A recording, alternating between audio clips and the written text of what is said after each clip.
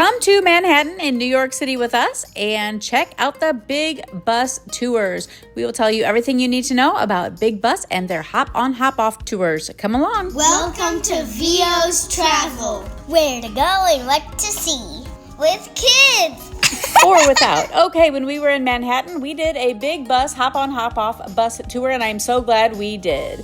It was a great way to see lots of things around Manhattan. You can stay on the bus for the entire loop, or you can hop off and hop right back on whenever you please. In my opinion, the best way to do it is to get on the bus and staying on for a full loop, checking out all of the different stops. And then staying on for a second lap, and at that time, get off and on all the different spots that you want to see. One cool thing is they give you headphones that you plug into this little outlet here, and it will tell you everything about all of the different spots that you're seeing. There are a few different seating options. You can sit inside the bus if the weather is too cold or rainy, but you can also sit on top, and from my opinion, that is the best view. If you do want to get that outside up top view, they do have this area under the front of the bus on most buses that does protect you from rain if you're interested. Okay, they also have this app that's really great, so let me show you how it works. When you pull up the app, they have a home section that kind of tells you what you can see on the tour. There are prices that you can access. They do have more than just the hop-on, hop-off bus tour, but I'm familiar with the hop-on, hop-off because that is what we did. When you tap on the City Explorer tab, it will actually bring up the map. There are 2 routes. The blue route runs every 60 minutes and takes about 75 minutes to complete if you don't hop on or hop off, and the red line has a bus every 30 minutes and takes about an hour and a half to complete the full loop. When you are up on the map, you can tap on the little white circles, and those are the locations that the bus stops. It will tell you what there is to see at that location, and then the little red dots, we're looking at the red line right here, the little red dots will show you the actual buses that are moving, and it will show you them actually moving on the map, and down below it will tell you how soon they will be arriving at each of the stops. Okay, now let's go into a little bit more detail. We will outline the red line and then the blue line, and we will tell you every stop that there is to do on both of those lines. Okay, now let's get into a lot more specific details about each of the stops. Stop 1 and 2 on the red line are also on the blue line, with the first stop being M&M World and the second stop being Times Square. Like I said, both red line and blue line stop at those stops.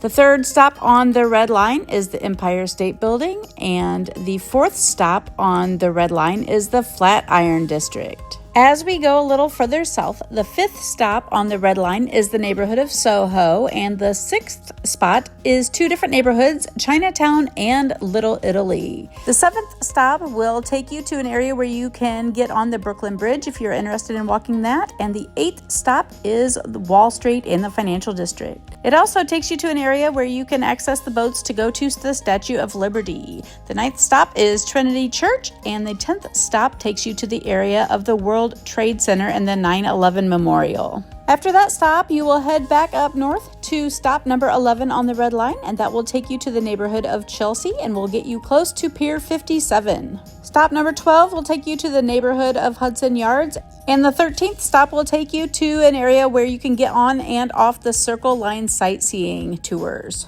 After that, the bus will take you back to stop number 1, which is M&M World, where you can stay on and go around again or get on the blue line. Okay, now to the blue line. One thing to note, the red line is called the Downtown Loop and the blue line is called the Uptown Loop.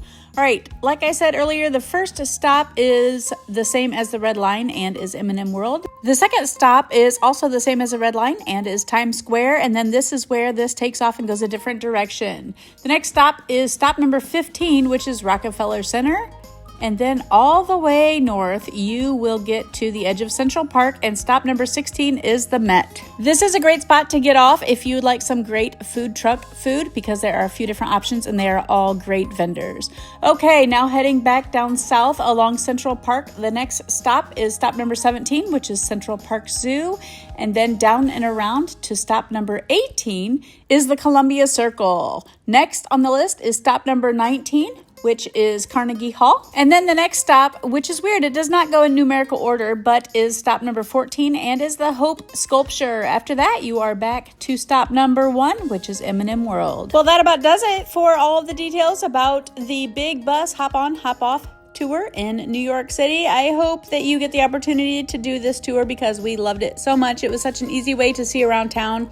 and is a way to get from one area to another if you don't want to pay for public transportation. I do have other videos about New York City and Manhattan, so make sure you check those out. There's a couple different ones, things to do around the Central Park area and Times Square, and then another video about things to do in the Wall Street and Financial District as well.